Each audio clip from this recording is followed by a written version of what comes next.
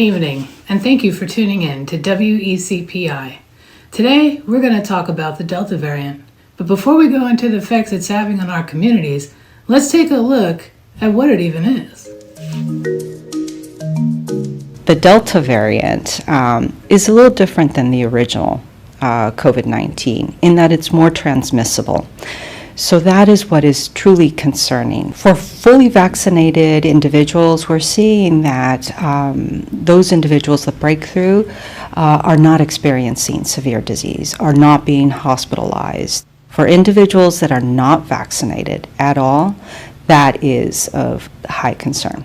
Now that we have a better understanding on what the Delta variant even is and why it should be a concern to us, let's take a look at how this is affecting us here in North Carolina.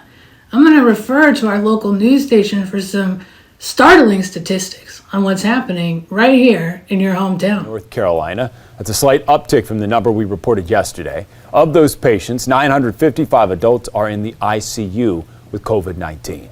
And new tonight, one local woman says she believes her 78-year-old mother, who tested positive for COVID, was discharged from the hospital too soon in order to make space for other patients. It's hard to just hear about that. We've been telling you about how scarce hospital beds are right now, especially with COVID cases surging and short staffing. Perhaps you're sitting there now and thinking to yourself, I see everything happening around me. Yes, I see how Delta is affecting others.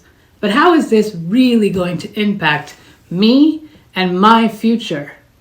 Well, we're going to refer now to the President of the United States, where he will tell you exactly how this Delta variant and the effects it's having on our community will affect your future and the choice that you and everyone might be forced to make.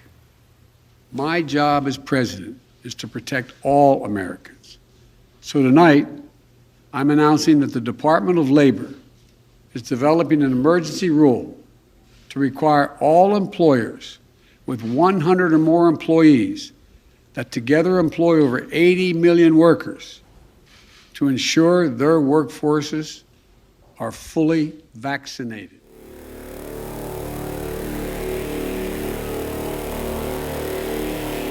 This is not about freedom or personal choice. It's about protecting yourself and those around you.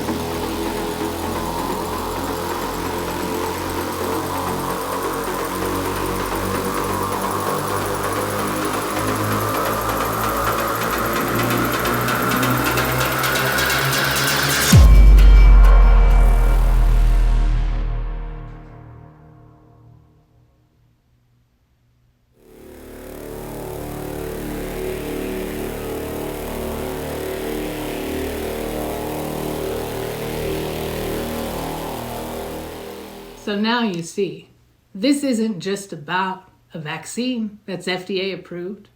This isn't about a possible solution to protecting yourself against the Delta variant.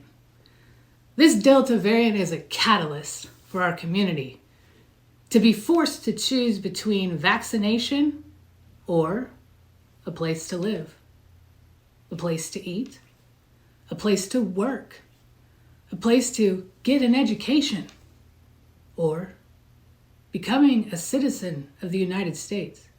These are the questions that you will be made to ask in the months to come, if you haven't already. Now, what was my choice? Well, my choice was, do I continue in my nursing education, or do I get a vaccine? Being in a high-risk category across the board, this was a difficult decision, but I made it, because nothing will stand between me and my career as a nurse.